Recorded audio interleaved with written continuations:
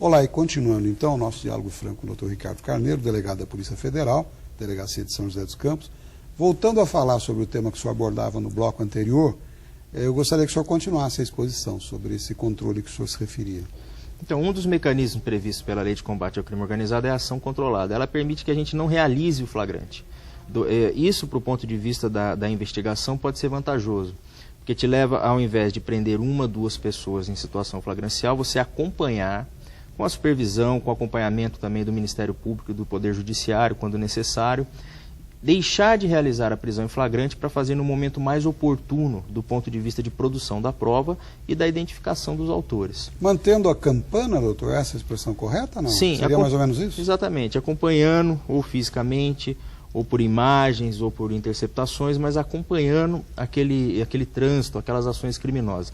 É claro que se você estiver diante de uma ação violenta, você não tem como. É uma coisa que você tem que evitar, cessá-la ali naquele momento. Mas, de repente, acompanhar uma entrega de drogas, uma entrega de propina, acompanhar até para conseguir chegar ao restante do grupo organizado. A ação controlada é um mecanismo muito eficaz. Seria um trabalho de inteligência mesmo. Trabalho de inteligência, exatamente.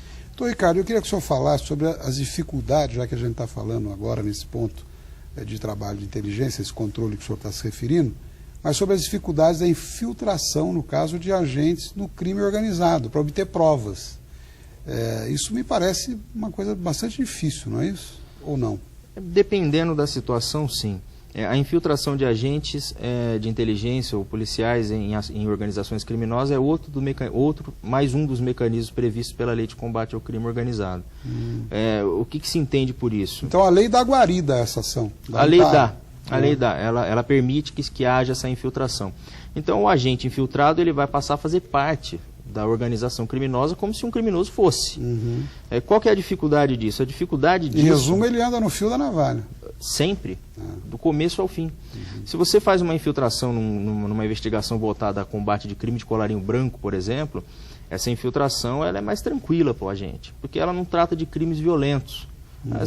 Se a identidade dele eventualmente for descoberta, a segurança física dele, e jurídica inclusive, é mais preservada. Mas imagine a situação de um agente infiltrado numa quadrilha, numa organização criminosa de tráfico de drogas, de roubo de carga, e que de repente se veja diante da prática, da necessidade de praticar um crime para não revelar a sua identidade. Como é que fica a situação? Ele mata uma pessoa, né?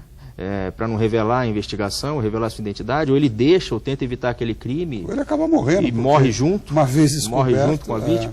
Então, a dificuldade da infiltração de agentes, na minha opinião, ela diz respeito a crimes violentos. Aqueles crimes dos quais a violência seja direta, como tráfico de drogas, roubo de carga. E isso é usual no trabalho de vocês, essa infiltração? Quando necessária, ela não é tão usual não, viu Carlos? Ela é um mecanismo difícil de ser feito. Mas é um mecanismo previsto e que está em evolução nos trabalhos policiais hoje em dia. Então, Ricardo, eu gostaria que o senhor falasse também aos nossos telespectadores sobre a relação do crime organizado, no caso, com a lavagem de dinheiro, que é muito comentada hoje, e sobre os principais crimes cometidos de forma organizada. Quais são eles, na verdade, no nosso cotidiano? O crime organizado tem estreita relação com a lavagem de dinheiro. Na minha concepção, até o que diferencia uma quadrilha ou bando do crime organizado é justamente a lavagem de dinheiro. A quadrilha ou bando não tem essa preocupação de fazer aplicação do dinheiro. O crime organizado tem. O que ele quer? Ele quer cometer o crime, ele quer pegar o dinheiro ou os recursos financeiros, dinheiro sujo, vamos dizer assim, sujo, e tentar dar uma aparência de dinheiro limpo, de dinheiro honesto. Esta é a lavagem de dinheiro. Esse é o motivo da lavagem. O dinheiro não vai ficar para lícito isso nunca. Usa-se inúmeros instrumentos. Inúmeros instrumentos. Empresas de fachada, laranjas, testas de ferro, movimentações de recurso financeiro infinitas, de forma a tentar afastar aquele capital oriundo de atividade criminosa da sua origem. Esse é o objetivo. Então o crime organizado ele sempre faz a lavagem de dinheiro. Não tem como dissociar um assunto do outro. No que diz respeito aos crimes, os crimes mais praticados de forma organizada, eu acho que é interessante citar o tráfico de drogas como o primeiro, o tráfico de armas de fogo, o terceiro mais cometido no mundo, que é o crime de tráfico de seres humanos. Por incrível que pareça, ou que possa parecer, ele só perde para o tráfico de drogas e para o tráfico de armas. Grupos organizados e muito bem estruturados. Por exemplo, o peculato, a corrupção do agente público, aí também está muito inserida no crime organizado também. Ou não? Sim, tá? Com certeza. Eu estou falando aqui daqueles crimes violentos, mas a gente tem ao lado desses os crimes não violentos, ou daqueles que a violência não resulte de forma direta, que são os denominados crimes de colarinho branco. São praticados de forma organizada, sim. O peculato, a concussão, a corrupção, são praticados hoje no Brasil de forma organizada e exigem dos investigadores, dos policiais que trabalham nisso, uma capacitação constante e uma grande atenção.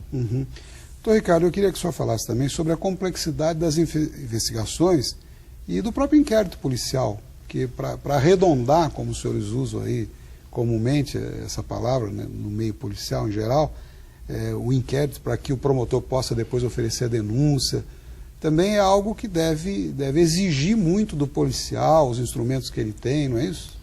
No combate ao crime organizado, especialmente, o inquérito policial é fundamental. É necessário para que a gente consiga medidas judiciais, uma interceptação telefônica, uma quebra de sigilo bancário, uma quebra de sigilo fiscal, uma busca e apreensão, é necessário levar até o juiz fatos, para que ele verifique se aqueles fatos estão amparados pela lei e que justifique a concessão da medida.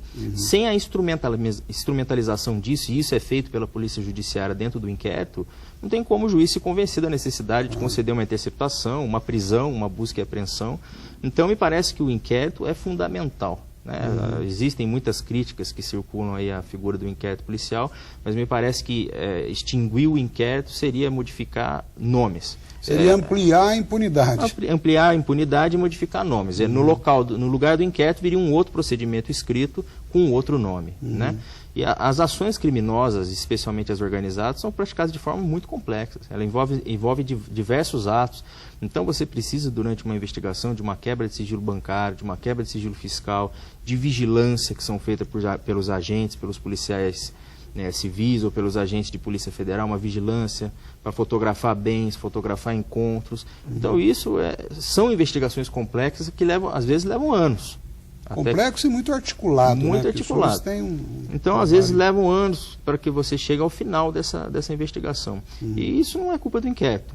Isso é culpa da complexidade que o crime vem ganhando a própria ação desenvolvida a cada dia. Tá bom. Eu vou pedir mais um minutinho de licença a todos, a gente vai para um breve intervalo e já volta. Continue conosco. Até já.